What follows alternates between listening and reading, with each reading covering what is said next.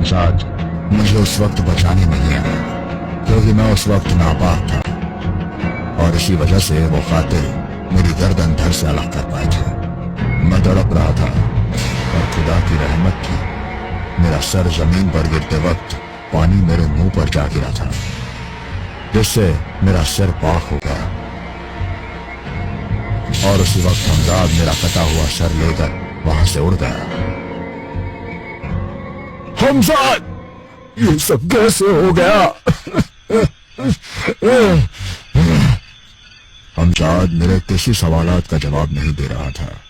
वो मेरे सर को आसमान में उड़ा रहा था। बाहर घनघोर अंधेरा था। उस अंधेरे में मेरे सिर से गिरती हुई खून की बूंदें तक जमीन पर लुप्त हो रही थी।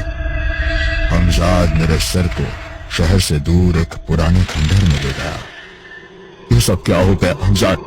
मेरा जिस्म कहाँ गया? मालिक, मैं आपका जिस्म लतीफ हूं, इसलिए मेरा भी जिस्म आपके जिस्म के साथ गायब हो गया। मेरी कुव्वतें भी कम हो गई है। उन लोगों ने आपके जिस्म के टुकड़े टुकड़े कर दिया है और अब वो हमारे किसी काम का नहीं है। तो क्या अब मैं ऐसे ही सर कटा बनकर रह जाऊंगा? नहीं मालिक, मेरे पास एक तरकीब है। हमजाद ने मुझे वो तरकीब बताई। वो सुनकर मैं हैरान था। आपको अपना जिस्म फिर पाने के लिए रजिया को मनाना पड़ेगा। अब वही है जो आपके और मेरे मुस्तकबिल को संवार सकती है। पर क्या वो मेरा ऐसा सरकटा रूप देखकर मेरी बात मानेगी? आका, आप तो फरेब के मालिक हैं।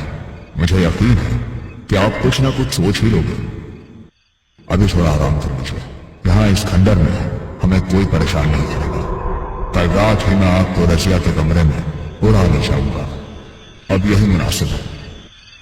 अभी रात लगभग 12 बजे थे और हमजाद मेरे कटे हुए सर को उड़ा कर ले गया। मैं रजिया के कमरे में था।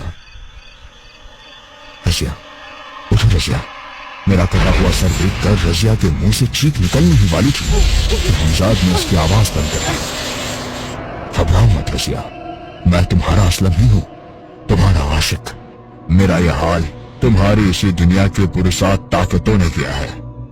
कई महीनों से मैं तुम्हारी दुनिया में आने की कोशिश कर रहा था ताकि मैं तुम्हें यहां से ले जा सकूं, पर तुम्हारी दुनिया के पुरसात ताकतों ने मेरा ये हाल कर दिया। मैं मर नहीं सकता, इसलिए उन लोगों ने मेरे जिस्म को सर से अलग कर दिया। पर फिर भी मैं तुम्हारे पास आया हूं क्योंकि मैं तुमसे सच्ची मोहब्बत करता हूं, मेरी मल्लिका। मेरी ये बात सुनकर रजिया थोड़ी शांत हुई। पर क्या तुम हमेशा बिना जिस्म के ही रहोगे? नहीं।